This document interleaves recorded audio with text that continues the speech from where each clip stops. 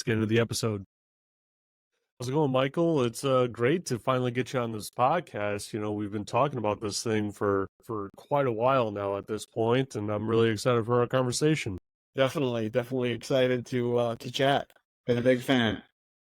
Yeah, that's that's great to hear. It's always interesting, right? Because I never started this thing for the intent of anyone listening, right? And then I'll go to like a conference like DEF CON or something, and people will come up to me like, "Oh, you're Security Unfiltered." Like, I always listen to your episode. My favorite one is this one. It's like it's always interesting because I think back, I'm like, man, like my goal literally on my first episode was like, man, if 10 people listen to this thing, like that'll be great. I always equate things to kind of like I was a big swimmer growing up, and you can't just dip your toe and just get in there. So you dip your toe in, now you found that you're swimming laps. Yeah. Yeah, that's a really good point, and I feel like that tends to hold people back, right? It is not knowing the end from the beginning and not knowing the middle. It kind of holds them back, like, oh, how am I going to make this work? How's it going to look? And all this sort of stuff. I'm of the mentality where I'll think about it for a little bit, but I have a cutoff date. Like, hey, by this date, I have to execute. So I need to think about it as much as I need to up until that date, right? And different projects in my life, or different, sections or endeavors, right? They get different timelines and whatnot. But there's still a cutoff date, and I still hold myself very hard to that date as well. You gotta have a plan.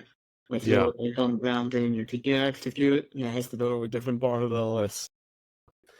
Yeah, that's very true. So, Michael, before we kind of, I guess, dive into the conversation, well, we already did, right?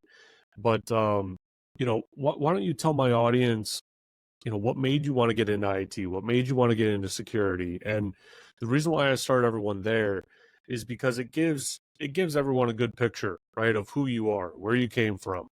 And it also helps that portion of my audience where maybe they're trying to get into IT, maybe they're trying to get into security for the very first time. And I always found that when I was trying to make that jump, it was helpful to hear someone else that came from a similar background and they did it.